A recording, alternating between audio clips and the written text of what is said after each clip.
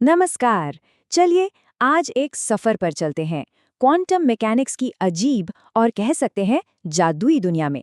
हम बात करेंगे उन आइडियाज की जो कल तक सिर्फ साइंस फिक्शन लगते थे, लेकिन आज आज वो हमारी असल दुनिया की टेक्नोलॉजी बन रहे हैं। तो आज हम क्या क्या देखने वाले हैं? सबसे पहले बात होगी क्वांटम पोस्ट ऑफिस की, फिर समझेंगे कि ये दूरी पर एक डरावनी हरकत आखिर है क्या। इसके बाद हम देखेंगे कि कैसे इससे अनहैक होने वाले सीक्रेट्स बनते हैं और जानेंगे ब्रह्मांड के असली पासे के बारे में।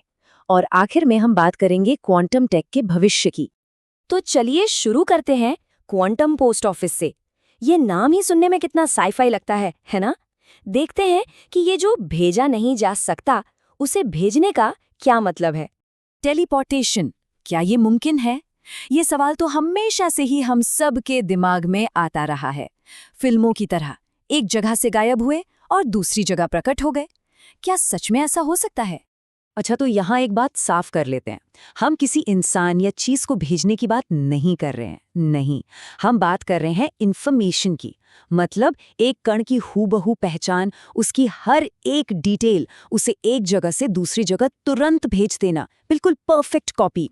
तो सवाल ये उठता है कि ये सब होता कैसे है, मतलब इसका सीक्रेट इंग्रेडिएंट क्या है।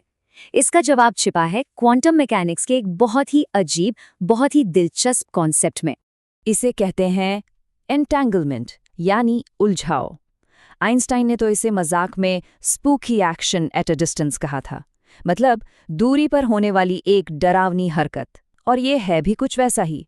जरा सोचिए, दो कण हैं जो किसी तरह जादुई रूप से जुड़े हुए हैं। अब आप उन्हें कितनी भी दूर ले जाएं, चाहे ब्रह्मांड के दो अलग अलग कोनों में, अगर आप एक कण को छेड़ते हैं तो दूसरे पर उसका असर तुरंत उसी पल दिखाई देता है ना? कमाल की बात। तो साइंटिस्ट्स ये जादू करते कैसे हैं? मतलब इन पार्टिकल्स को आपस में उलझाते कैसे हैं? इसके लिए वो कुछ खास टूल्स का इस्तेमाल करते हैं, जिन्हें क्वांटम गेट्स कहते हैं। और इन्हीं में से एक बहुत जरूरी टूल है C0 गेट। ये समझिए कि ये वो औजार है जो इन दो कणों के बीच एक कनेक्शन, एक रिश्ता बनाता है। ये प्रोसेस होता कैसे है? चलिए संक्षेप में समझते हैं। सबसे पहले दो अलग अलग कण लिए जाते हैं, फिर एक खास गेट, जिसे हैडमार्ड गेट कहते हैं, लगाकर एक कण को सुपरपोजिशन में डाल दिया जाता है। मतलब वो एक ही समय में कई स्टेट्स में होता है। और फिर आता है हमारा C0 गेट, जो इन दोनों को आपस में लिंक कर देता है। बस हो गया काम। अब हमारे पास एक ऐसी जोड़ी है जो हमेशा के लिए एक दूसरे से जुड़ चुकी है। ठीक है, तो हमने ये समझ लिया कि इंटेंगलमेंट कितना अजीब और पावरफुल है। पर सवाल यह है कि इस डरावनी हरकत का हम असल दुनिया में क्या करें? इसका एक बहुत जबरदस्त इस्तेमाल है साइबर सिक्योरिटी में। चलिए देखते हैं। एक बहुत बड़ी प्रैक्टिकल प्रॉब्लम सोचिए। मान लीजिए दो लोगों को कोई सीक्रेट मैसेज भेजना है। इसके लिए उन्हें एक सीक्रेट की यानी एक कोड चाहिए, लेकिन वो उस कोड को एक दूसरे तक पहुंचाएंगे कैसे? अगर बीच में किसी जासूस ने उसे पढ़ लिया तो? यहीं पर एंट्री होती है क्वांटम की डिस्ट्रीब्यूशन या QKD की। इसे एक उदाहरण से समझते हैं, जिसे BB84 प्रोटोकॉल कहते हैं। मान लीजिए एलिस को बॉब को एक सीक्रेट की भेजनी है, तो वो क्या करती है? वो फोटॉन्स यानी रोशनी के कण भेजती है। बॉब उन कणों को मापता है। अब मजे की बात यह है कि दोनों ही रैंडम तरीके से ये काम करते हैं। इसके बाद वो फोन पर या किसी पब्लिक चैनल पर एक दूसरे को बस ये बताते हैं कि उन्होंने कौन से तरीके या बेसिस इस्तेमाल किए।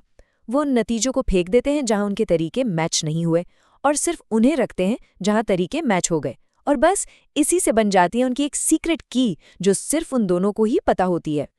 लेकिन ये इतना सेफ क्यों है? कोई इसे हैक क्यों नहीं कर सकता?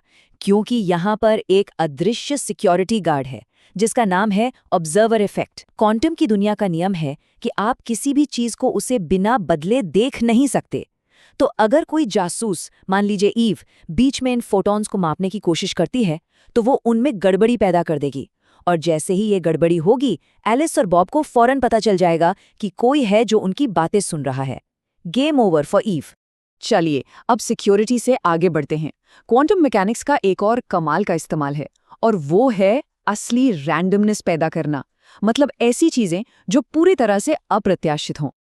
देखिए, हमारे कंप्यूटर जो रैंडम नंबर बनाते हैं ना, वो असल में रैंडम नहीं होते। उन्हें सूडो रैंडम कहते हैं। मतलब वो एक मैथ के फॉर्मूले से बनते हैं। अगर आपको फॉर्मूला पता है तो आप अगला नंबर गैस कर सकते हैं। लेकिन क्वांटम रैंडमनेस वो बिल्कुल अलग है। वो प्रकृति की अपनी अनिश्चितता से पैदा होती है। ये सच में पूरी तरह से अप्रत्याशित है। और ये चीज़ क्रिप्टोग्राफी और साइंटिफिक रिसर्च के लिए सोने जैसी कीमती है। तो ये असली रैंडमनेस दिखती कैसी है? यहाँ बाईं तरफ जो तस्वीर है वो टीवी के सिग्नल चले जाने पर जो स्टैटिक या झिलमिल आती है वैसी लग रही है ना? कोई पैटर्न नहीं, कुछ भी नहीं।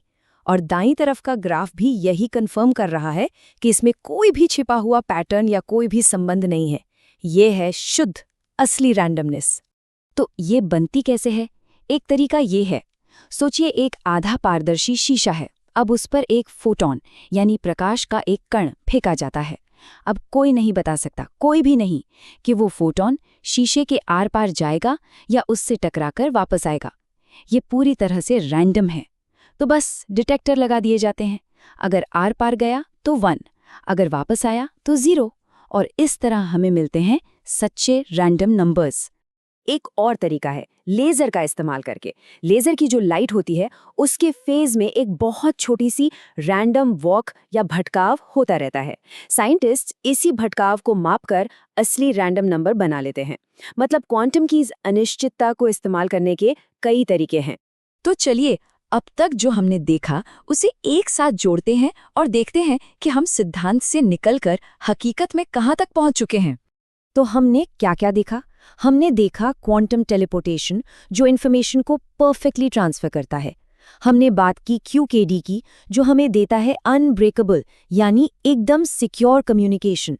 और हमने जाना QRNG के बारे में, जो ब्रह्मांड की असली अप्रत्याशितता को हमारे लिए इस्तेमाल करता है। और इन सब के पीछे क्या है? क्वांटम मैकेनिक्स के वही अजीब लेकिन कमाल के नियम। तो इन सब बातों का निचोड़ क्या है? निचोड़ ये है कि हम क्वांटम दुनिया की जो अजीबोगरीब बातें हैं उनका इस्तेमाल उन चीज़ों को करने के लिए कर रहे हैं जो हमारी रोज़मर्रा की क्लासिकल दुनिया में करना बिल्कुल नामुमकिन है। तो ये हमें एक बहुत बड़े सवाल के साथ छोड़ जाता है। अगर ये डरावना सा लगने वाला क्वांटम कनेक्शन आज हमारे डेटा को सिक्योर कर सकता है, इन्फॉर्मेशन को टेलीपोर्ट कर सकता है, तो ज़रा सोचिए, आने वाले कल में ये क्वांटम मैकेनिक्स और कौन-कौन सी नामुमकिन चीज़ों को मुमकिन बना देगा। सोचने वाली बात है।